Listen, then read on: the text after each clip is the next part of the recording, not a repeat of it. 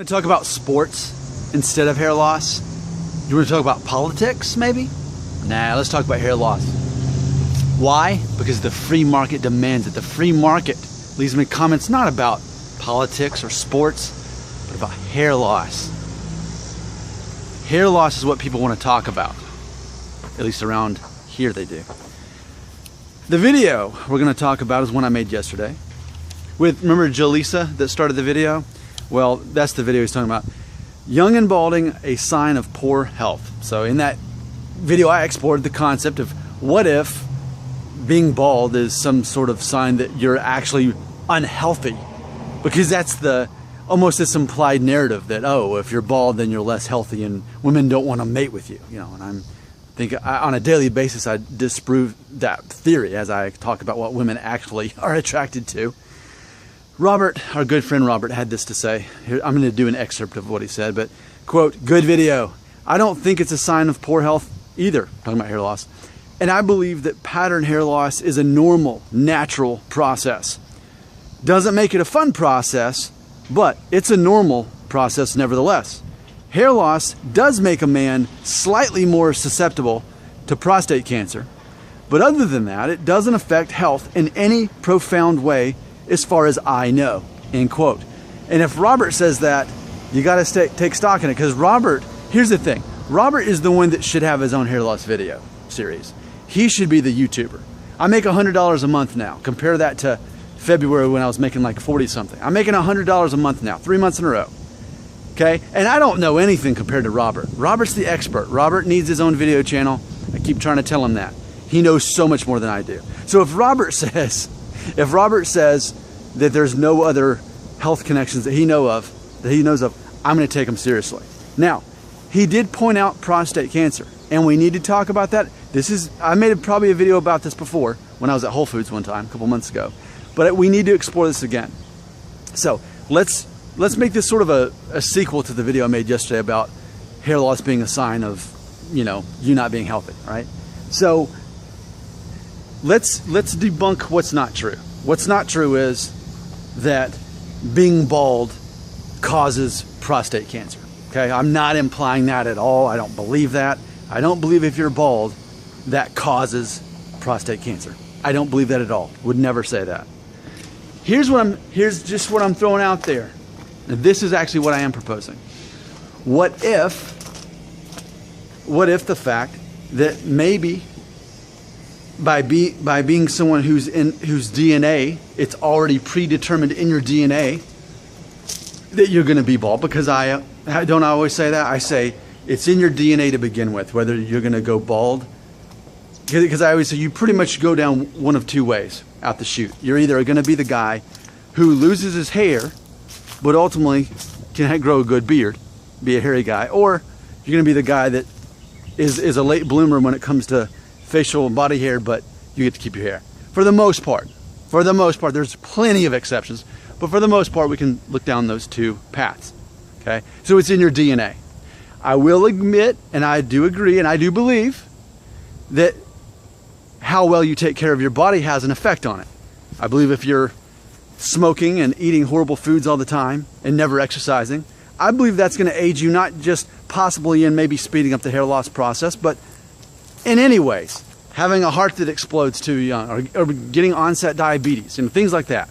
The hair would be the least of your worries, but being healthy is very important. Okay, I believe that can speed up the process, but ultimately, I believe that ultimately your DNA is going to determine whether you're a guy who's going to lose most of his hair or not by age 35. And for me, I haven't lost most of my hair. I've still got enough hair that most people see me as a guy with full head of hair. Of course, Robert knows better because Robert's an expert, but most people don't see me that way. Now, here's what I want to speculate about prostate cancer and going bald. I'm not saying that being bald causes prostate cancer, but what I am saying is, perhaps for those of us who are more likely to go bald sooner, that we're also more likely to be someone who is more likely to get prostate cancer. I know that almost sounds repetitive, but let's explore prostate cancer a little bit more, okay?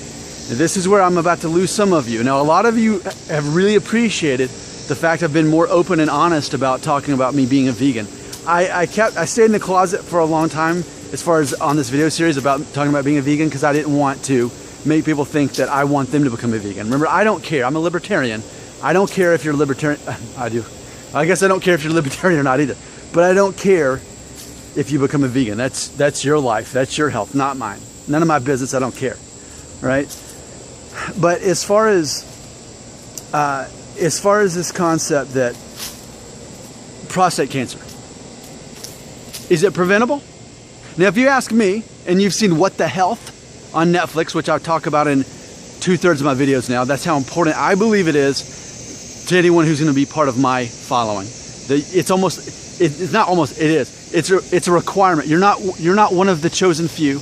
You're not one of the 1,800 anymore, in my heart, unless you've seen What the Health on Netflix. You can say it's awful after you watched it and say, Nick, I hated it. You made me waste 90 minutes of my life.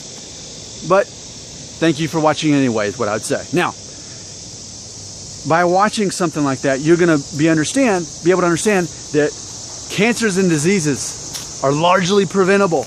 Our government doesn't want us to know that. Our government wants us to take subscription medicines. They want us to keep making money for them and the dairy farmers and the meat farmers. That's what they want. There's some of us who think outside that system and say, nope, I'm not going to be a part of it. I'm going to be healthy on my own. I'm going to prevent diseases. Now, something I have known in my little bit of study, not a little bit, actually a lot. I've studied prostate cancer a lot. And I know that there's also a connection between a man eating a lot of meat and getting that cancer. Now, obviously, I'm a man who hasn't eaten meat in what, 5.5, going on 6 years now, and no dairy or eggs in over 4. So, in theory, according to me, that makes me much less likely to get prostate cancer. I could get it. I'm not going to say that I couldn't, but scientifically, that's one way I'm preventing getting it. So, where am I going with this? Ultimately, here's what I'm going to say. If you're going balder sooner than you should, if you're experiencing premature balding, especially if you're where I'm at and you're in your 20s, then maybe consider becoming a vegan, because that's one way to prevent getting prostate cancer. And the same thing with diabetes. If you will please watch What the Health on Netflix, just do it this weekend, okay? Just think, look, I respect Nick Shell enough to give him 90 minutes of my life I already give him 20 minutes a day. Let me just give him 90 minutes by watching What the Health on Netflix.